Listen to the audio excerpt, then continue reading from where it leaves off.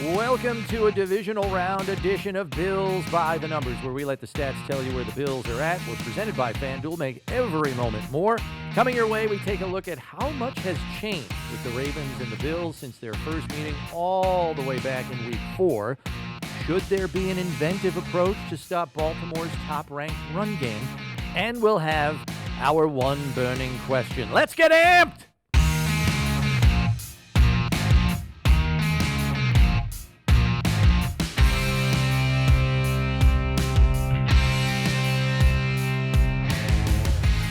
All right, it's playoff week 2 as we move further into January. Bills Hall of Famer Steve Tasker, Bills play-by-play man Chris Brown with you. And as head coach Sean McDermott said right after the win over Denver, this is the matchup everyone was waiting for. Bills versus Ravens in the divisional playoff, two teams that, like most in the NFL, have morphed and changed through the course of the regular season. So we take a look back at what those two teams were back in Week 4 and what they are now. And perhaps the most glaring issue with the Ravens early in the season was their inability to protect leads come the fourth quarter by giving up big plays in the passing game. It cost them in a game in Week 2 against the Raiders at home. Raiders won 3 games this season, and after 3 games played, the Ravens were last in the league in pass defense, giving up more than 290 yards through the air. They were also 25th in the league in third down defense, giving up conversions to their opponents 44% of the time. Their offense was still mashing in the run game, but their defense looked vulnerable. Yeah, and it's interesting because they got off to a slow start, a lot like the Cincinnati Bengals did. Both those teams coming down the stretch. The Bengals getting off to a 4-1 or a 1-4 start. Yeah. And the Ravens not that bad. They were 2-1 or 1-2. 1-2, yeah. And then they got on a 5-game winning streak. I'll say this: if you're saying talent is talent, that's on the coaching staff of Baltimore. They got it together and said, listen, we can't do this. And they made some changes. And, of course, the players also stood up and said, listen, we can't let this happen. They righted the ship quickly. It took a long time in Cincinnati and ultimately kept them out of the playoffs. They were a playoff caliber team at the end of the season, couldn't get in. It just dug themselves too big a hole. Baltimore, once again, displayed the kind of organization they have. They righted the ship quickly, got their leadership together, and got going on the right way. Plus, the coaching staff made some switches defensively that were crucial to their turning it around, at least stemming the tide, and that's what it really catapulted them into the playoffs and the division title. We'll get to some of those changes in a second, and did it with a first-year defensive coordinator in Zach Orr, former linebacker for them back in the day. The Bills, meanwhile, were a perfect 3-0 and coming off a dominating 47-10 performance in a blowout win over Jacksonville on Monday Night Football. And after that game, they were the number 1 scoring team in the league at more than 37 points per game. But they were already dealing with a host of injuries, particularly on the defensive side of the ball. Matt Milano was lost to a torn biceps just before the season opener. Taron Johnson sustained a fracture in his forearm in Week 1. And Terrel Bernard suffered a pectoral injury in Week 2 at Miami. All were out for the game against the Ravens in Week 4. And what we saw in that first game was a lack of eye discipline from Buffalo's second-level defenders, and it led to some big plays in the run game for Baltimore. Derrick Henry averaged 8.3 yards per carry. Lamar Jackson, 9 yards per carry. Taylor Rapp also left that game after taking a blow to the head when it met the thigh board of Derrick Henry on a tackle. How much do you believe that defense improves with Bernard, Milano, and Taron Johnson in the lineup this time around? That's a $64 question because here's the thing. Certainly the Bills are going to go in there knowing they're going to play, even if they came in with the same game plan, they're going to play better with their top players in there, you would think. But this is an all or nothing game. There's no time to dilly-dally. You've got to have a plan B that in case the Ravens do exactly to those guys what they did to the backups that were playing before. I know we'll talk about this in a minute, but there has to be plan A, plan B, plan C, and you've got to be willing to go further and further into, exaggerated way, 8-man boxes, 9-man boxes, invite the Ravens to run, to throw the football, if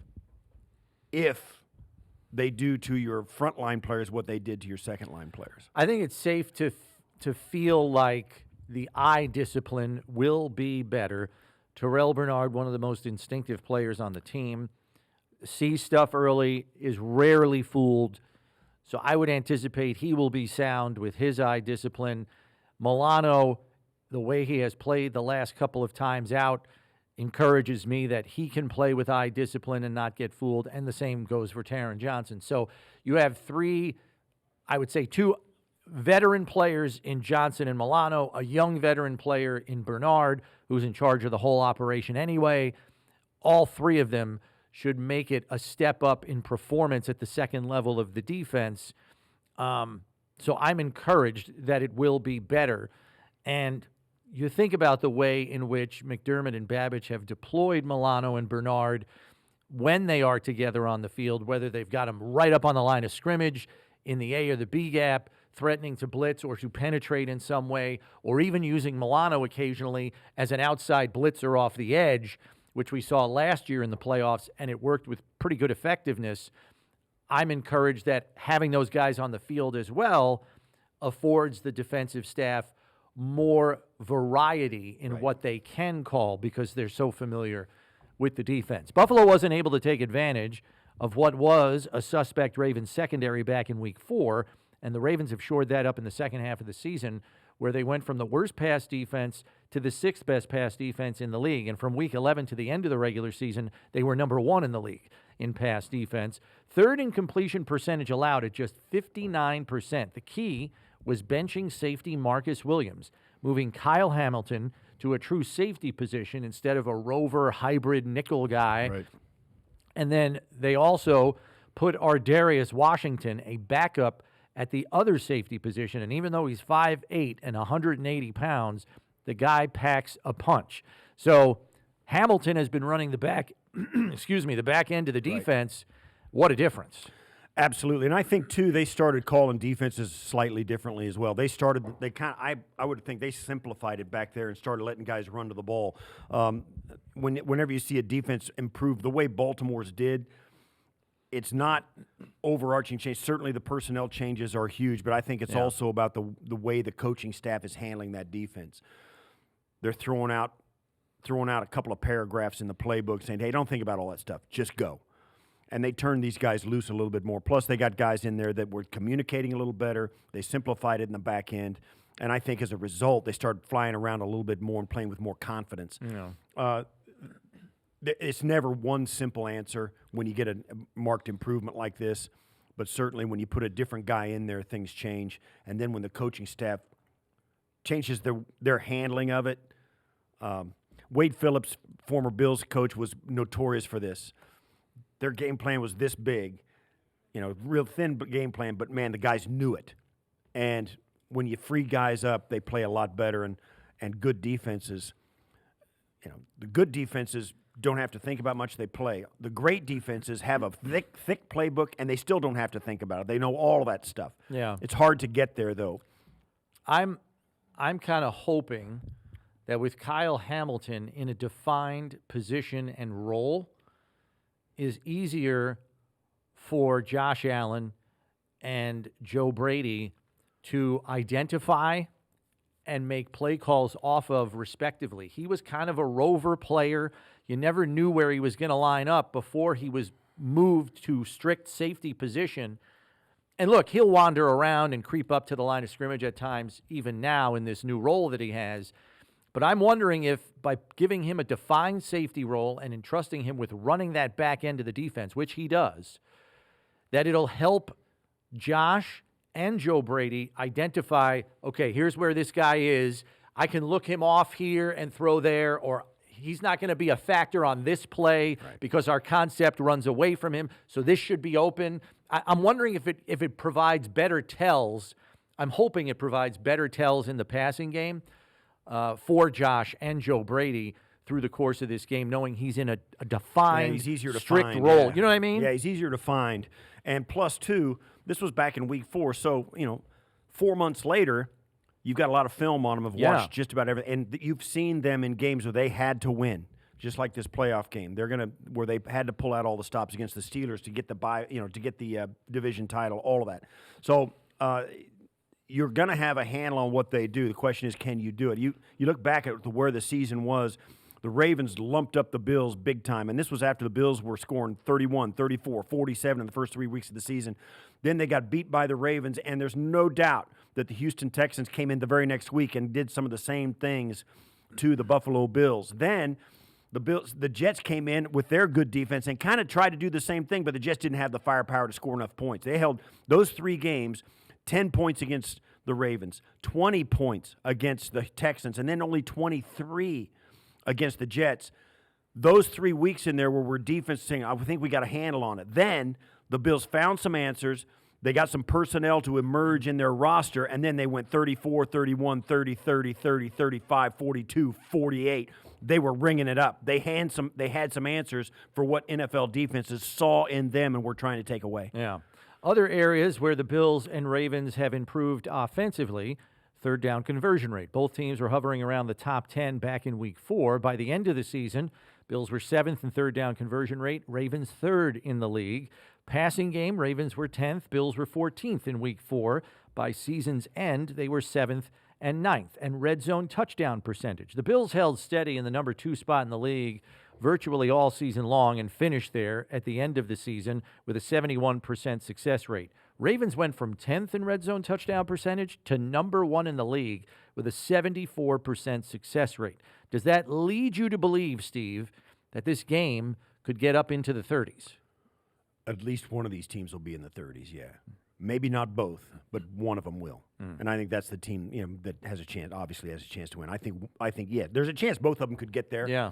But I think one of these teams will. The winner will, for sure. Maybe both of them will. They're just too good offensively. Now, certainly the conditions, it's going to be absolutely bitter cold. It's going to be the coldest game Lamar Jackson and Derrick Henry have ever played in.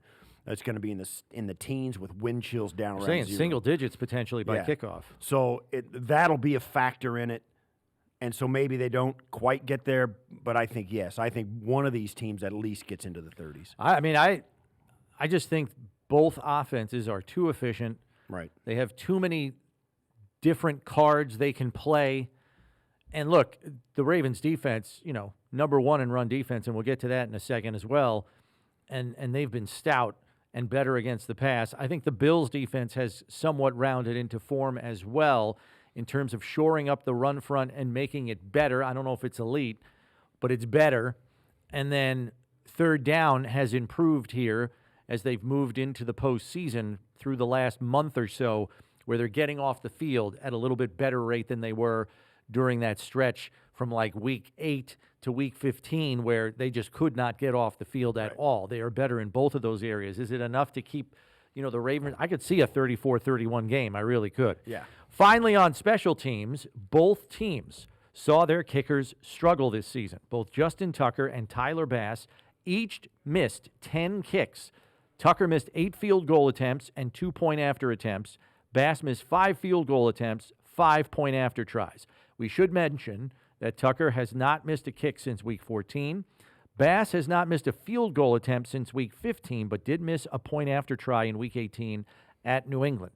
Knowing this could be a close game, how concerning are the seasons these two kickers have had for each team? Well, it is a concern for both teams. I think both of them, Tuck hasn't missed since week 14. Bass hasn't missed since week 15 field goals. So they kind of got it together, but like we were just talking about, they're going to be kicking a stone. Yeah, rock, right. And the wind and the wind chill. I think one thing you can take from this in these situations, hard to block a field goal when it's bitter cold because it's slippery and you just don't get the push up front. Generally speaking, that could happen. The punt return game is going to be a concern because the ball's hard to catch coming down because everything, when it gets this cold, every surface is polished and it's slippery. Yeah. And so your forearms, you need something grippy on your forearms, your gloves, everything to make sure the ball doesn't slip through when it's dropping out of the sky as a returner. Last week, the Ravens almost got caught with a muffed punt at one of theirs. The Bills, without Codrington last week, got out unscathed. In fact, Shakir did an excellent job. Had a 23-yard return, But too. the Bills gave up a fake punt, and both these clubs will have no holds barred. I mean, the fake field goals, the fake punts, the reverse kickoff returns, all of that stuff is going to be on the table for both these teams if they feel like they need it. And I'm thinking weather, because it's not supposed to be super windy, I don't believe. And with the cold and the chill being as low as it's supposed to be, single digits, I wonder if these kickers struggle more with distance than they do with accuracy. Right. Because, as you said, the ball is going to be a rock. When the air is colder, the ball doesn't travel as far. And so it may impact some fourth down decisions when you're in that no man's land, between the 39 and the 35-yard line. The 30 may be the line of demarcation. Usually it's the 35. Yeah. It may be the 30. And it may be the 35 in the tunnel end and the 27 in the scoreboard end because of the wind and the conditions. It kind of goes like that. I think Bass has the more powerful leg. Not by a great degree, but I think he does have the more powerful leg. Does it mean the difference in this game in terms of somebody attempting a long-range one and another team not being able to? I guess we'll have to wait and see. Time to pivot to the numbers game, where we'll quiz Steve on Bills-Ravens history. So here we go. Numbers game time. Question number 1. Since 2018, when Allen and Jackson entered the league, the Bills and Ravens have played 5 times, counting the playoffs. Who has the one-loss record edge? Lamar. The Ravens have the one-loss record edge, a 3-2 mark in the 5 games played against the Bills. Correct. Question number 2. In those last 5 meetings with the Ravens, how many times do you think the Bills won the time of possession battle? None. And you would be correct again. Yeah. Absolutely 0. Right. Ravens won time of possession in all 5 meetings. 31 minutes was their lowest time of possession. They had 2 games with 35 minutes plus and a 38-minute plus game. That cannot happen on Sunday. No. Question 3. What do you believe the turnover margin to be for the Bills over those last 5 meetings with the Ravens?